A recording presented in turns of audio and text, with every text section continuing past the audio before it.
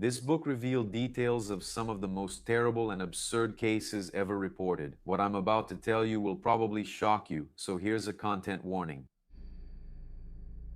A woman was lying in a hospital bed in the maternity ward of a city in eastern Paris. She had just given birth to a boy and was there doing what every mother does in the first few hours, breathing, processing what had just happened. That baby was now there in her arms. A nurse came in with a clipboard in her hand, made some notes, and asked, as she always does with all mothers, who is the father of that baby. The woman who was in the bed looked at the nurse, answered softly without looking away, and said a short sentence. The nurse then paused for a second, asked her to repeat it, and the woman repeated. Then the nurse wrote something else on the clipboard, thanked her with a nod, turned her back, and went on with her duties. That same woman returned to similar maternity wards in that area 5 more times over the next 14 years. 5 births, 5 times the same question, and always the same answer. And none of those times did the story leave that delivery room. The sentence she said and the reason why nobody did anything to her are what make this one of the worst cases of institutional silence in European true crime. Marcos Campos. And today we're going to talk about a case from France that lasted 28 years. How an entire family lived like this for 3 decades in the same village with 6 children being born. About a situation that the neighbors talked about among themselves, but no one, police, doctor, teacher, mayor, social worker, no one took a single action. Because every time the victim ran away, she was returned by the authorities to the very house she had reported. And what connects this case to 4 girls who disappeared, all in the same summer of 1987 in cities just a few kilometers apart from each other? These are the questions we're going to answer together in today's episode, so get comfortable, pay attention to the details, and let's get to the facts. Before I introduce you to the place that at first glance seems to have nothing to do with the story I just told, let me give you some details. It was May of 1987 in a suburb east of Paris. A 10-year-old girl got off the elevator in her building to play with her friends out in the courtyard. Her name was Virginie Delmas. It was just an ordinary day here. There were a lot of people around. Dia comum, tinha muita gente. Street, sunshine, kids running back and forth, and Virginie disappeared without anyone clearly seeing the moment she was taken. Her body would only be found 5 months later in October in an orchard in a neighboring town. 21 days after Virginie disappeared in Malakoff, another town in the outskirts of Paris, a 10-year-old girl named Emma Gridari asked her mother if she could go down to the neighborhood stationery store to buy a triangle ruler. She was seen once at the shopping center near her home. According to witnesses at the time, she was accompanied by a stocky man with short blonde hair who was wearing gloves. Less than 2 hours later, her body was found on fire in the parking lot of a building in Châtillon, a place that was practically right next door on the border with Malakoff. 3 days after Emma's death, in a small rural town called Bouler, a 7-year-old girl named Perrine Vigneron left home alone to go to her ceramics class. It was raining heavily that day. The class was just a few hundred meters away. Perrine never arrived. 24 days later, they found her strangled in a field on the outskirts of Chelles, a few kilometers away. And on June 27th of the same year, south of Paris, an 8-year-old blonde girl named Sabine Dumont left home to buy a tube of gouache to finish a drawing she was making for her older sister Marguerite. And her destination was about 700 meters away, close to her house. Her body was found the next day in a neighboring town. Years later, in 1999, an analysis of the preserved evidence, specifically the t-shirt she was wearing on the day she was killed, revealed a complete male DNA profile. And this genetic profile would become the main hope in the case. 4 girls, 4 locations, less than 2 months. The murder theory. The theory of a serial pedophile killer operating in the Paris region started to gain traction, but the investigations proceeded in a fragmented way for a long time. Despite the similarities, the cases were not treated as a single series from the beginning. There were different judges, different investigative services, and leads that ended up getting lost along the way. In 1990, they looked at Gérard Lebourg, who would later be convicted for a similar case elsewhere, but he wasn't in the region during the months it happened. Estava na região nos meses certos.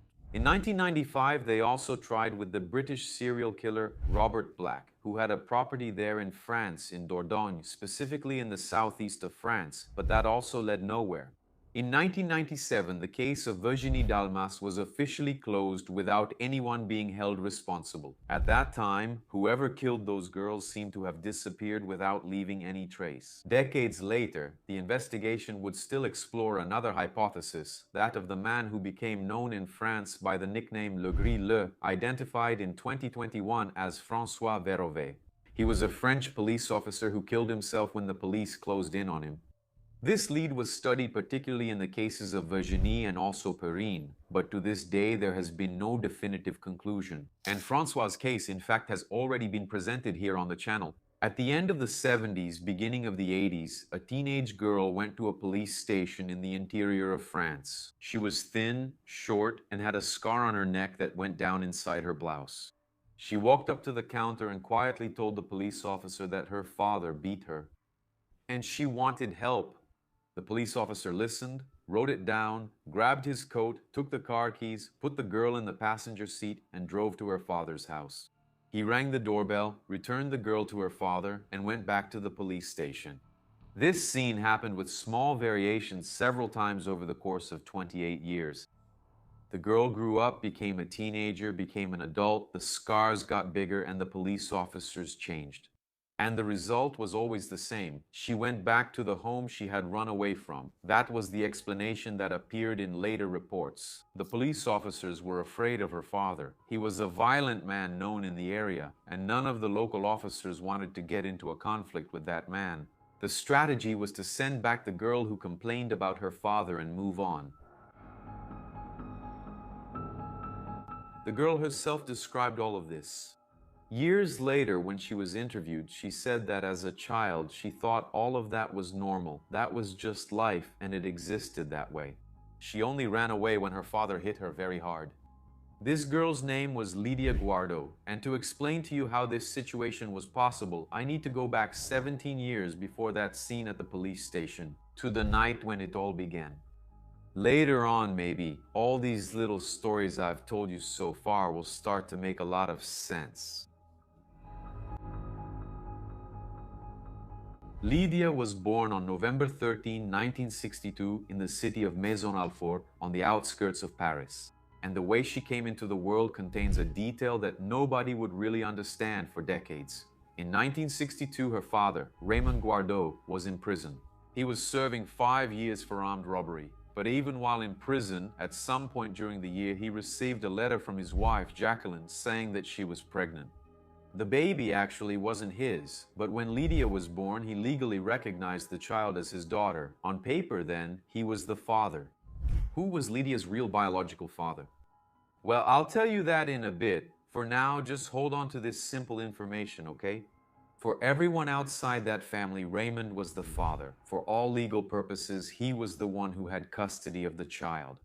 Jacqueline, the mother, was alone with 2 older children, Bruno and Nadia, and now also a newborn. At some point after Lydia was born, she abandoned all 3 children. Since Raymond was still in prison, the French social services started to take action. The 3 siblings were then taken and placed in a foster family. Lydia spent the first 3 years of her life there. The 3 siblings called the woman who took care of them Ababa. And it was in that house with that woman that Lydia had, for the first time in decades, something close to a childhood. And then, at some point between 1965 and 1967, Raymond got out of prison. The first thing he did was find out where his children were so he could go get them. But he didn't go to the notary, didn't look for a lawyer or a judge, nothing like that. One night, he grabbed a hunting shotgun and went to the nanny's house. He knocked on the door, went in, pointed the gun at the woman who had taken care of the 3 siblings for 3 years, and said in his own way that he was going to take the children. The threatened family obviously handed over the children. There wasn't much they could do there with that armed man. Lydia was 3, maybe 4 years old. She was put in a car with her siblings, and that was the last time she saw a house where an adult took care of a child. An adult should take care of a child. Raymond had a new partner at that time, a woman named Lucienne Hupat. Who would turn out to be, I'll tell you right now, the devil incarnate. Lucienne was a kind of prison visitor, a volunteer job, and that's how she got involved with Raymond while he was still in prison. When he got out, they started living together, and Lucienne took on the role of legal stepmother to the 3 siblings. The family then moved to an apartment in a city called Beaume, about 50 kilometers east of Paris. It's an industrial city, somewhat busy. Raymond and Lucienne worked at a print shop, printing materials on a letterpress machine. Years later, Raymond would become a traveling printer. You know, those who travel all around the region with their own machine going door to door. And one of the first decisions the couple made in the new city was that none of their 3 children would go to school anymore. From that moment on, the children's lives became buried inside that apartment. In 1971, still in that same apartment, Raymond began sexually abusing Nadia, the oldest, and then Lydia, who was 8 years old. And when Lydia tried to rebel, Raymond made her breathe ether. And it was around that time, with Lydia still 9 years old, just beginning a nightmare she barely understood, that the episode happened which would mark her body for the rest of her life. In 1972, Lucienne and Hupa looked at Lydia and said it was time for a bath. What happened inside that bathroom, according to Lydia's own statements in her book and in the police reports from the case that followed, is truly shocking. These descriptions are powerful. It's hard to even discuss. Lucienne had filled the bathtub with boiling hot water, really scalding.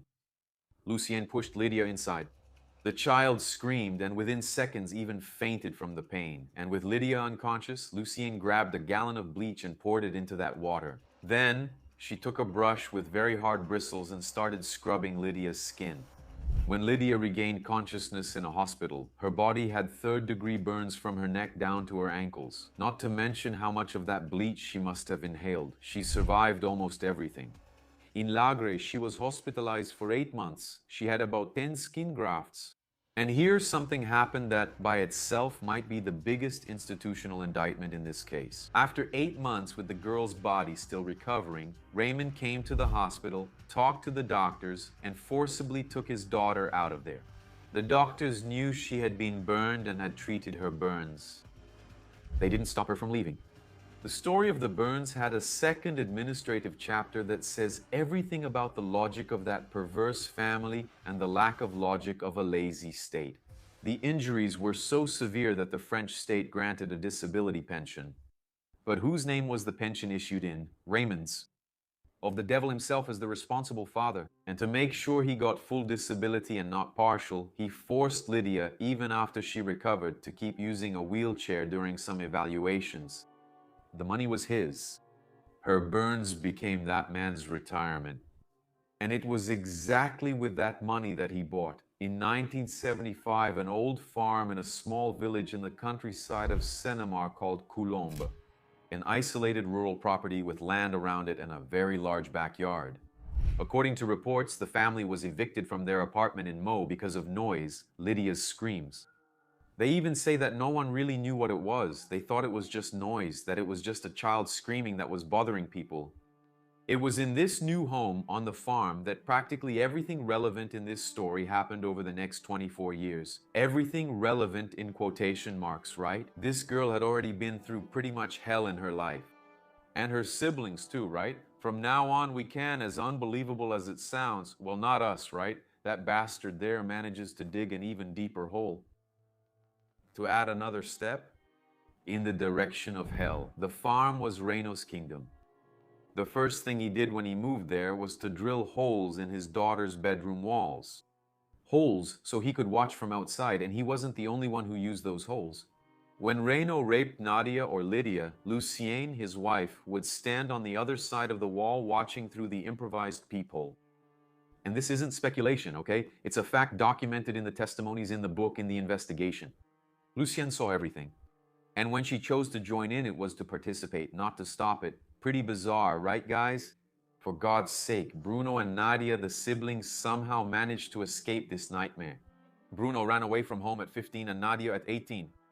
The authorities, as far as we know, didn't try to bring them back. Maybe because they were already considered too old to justify a police operation?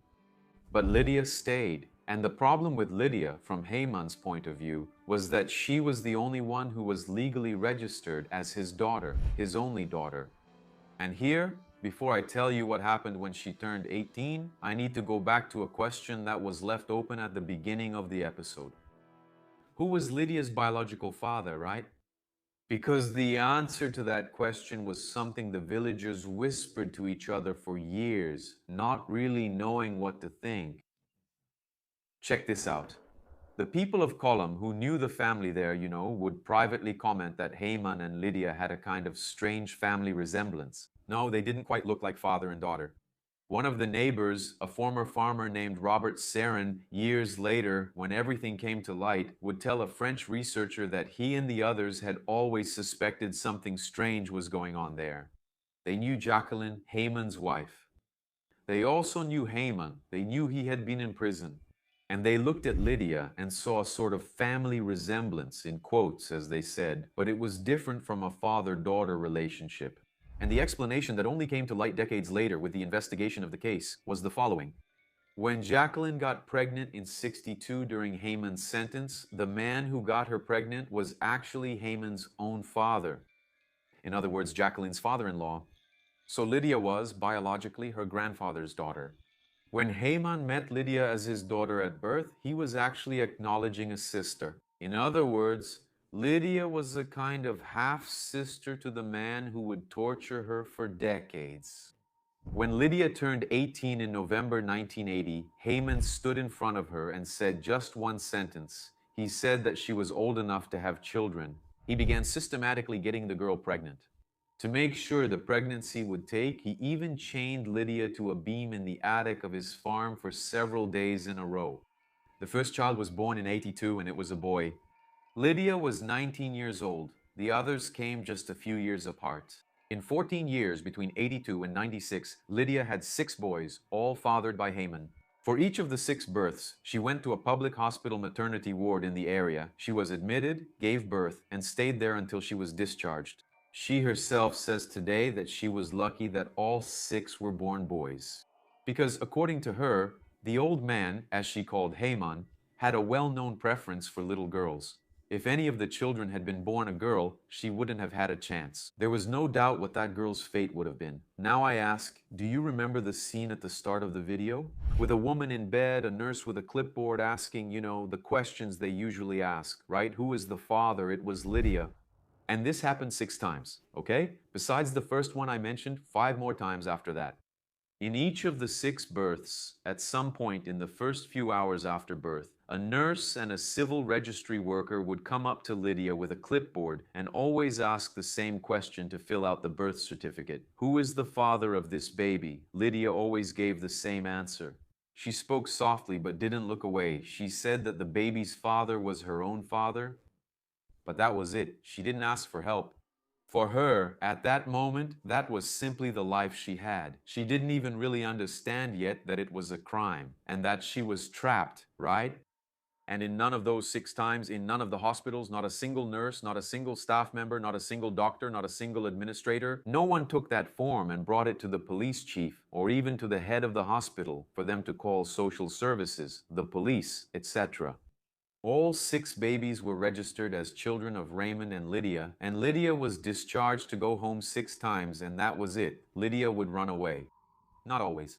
She says she only ran away when Raymond hit her too hard, since for all legal purposes, he was her father. In some of those escapes, she was still underage. The shelter simply handed her over. In other escapes, she managed to get to the police. And then the scene I described at the beginning would repeat itself. The guys would take her back. But in one of those escapes, something different happened. During the short time that Lydia was away from Raymond, she met a man. And somehow they became intimate. Lydia ended up getting pregnant. But she would only find this out weeks later, when Raymond had already shown up to pick her up. And she was already back at the farm. She wasn't showing yet, okay? When the pregnancy became obvious, she had the baby at home as if it were another one of Raymond's children. The name she gave the child was Rudy, and that would be her seventh pregnancy.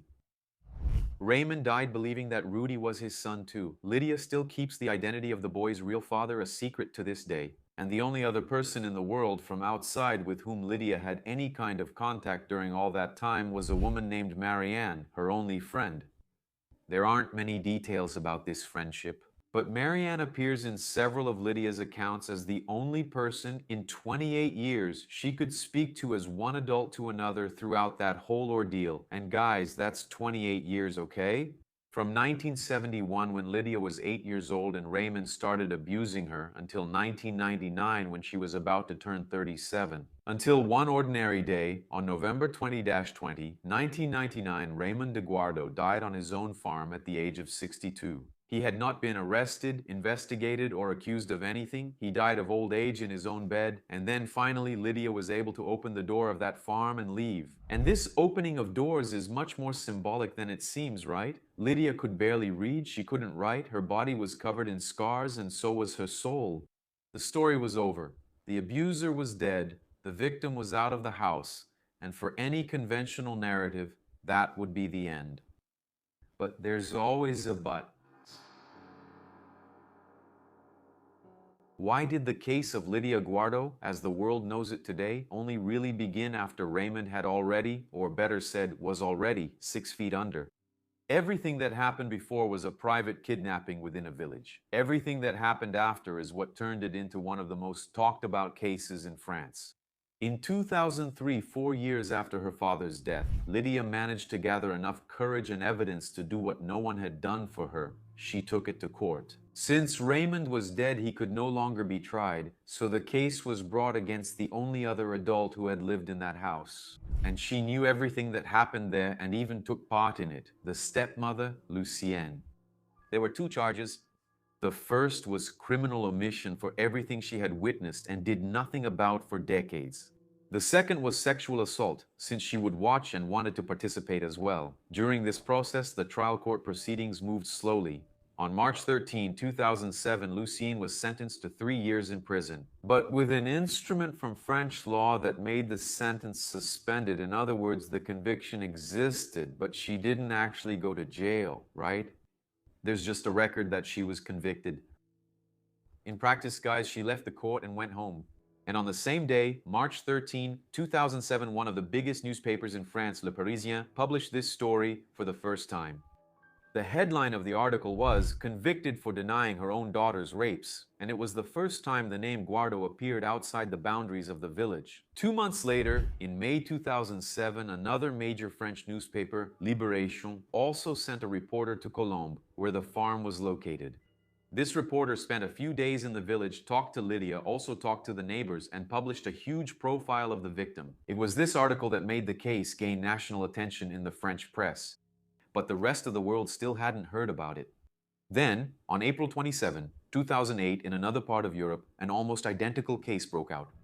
In Austria, a man named Joseph Fritzl was arrested after it was discovered that he had kidnapped his own daughter and kept her in the basement of his house for 24 years and had 7 children with her. The whole world was shocked, and at the same time, 9 days before the Austrian case broke out, the Paris Court of Appeals increased Lucienne's sentence from 3 to 4 years in prison, but kept the sentence suspended. It's a bizarre bureaucracy. She continued without going to jail. Lucienne, at 68 years old, was the only person in the entire Gouardo case who received a single criminal conviction. Lydia received 3,000 euros in compensation for her abused son and 6,000 euros for herself for 28 years of torture.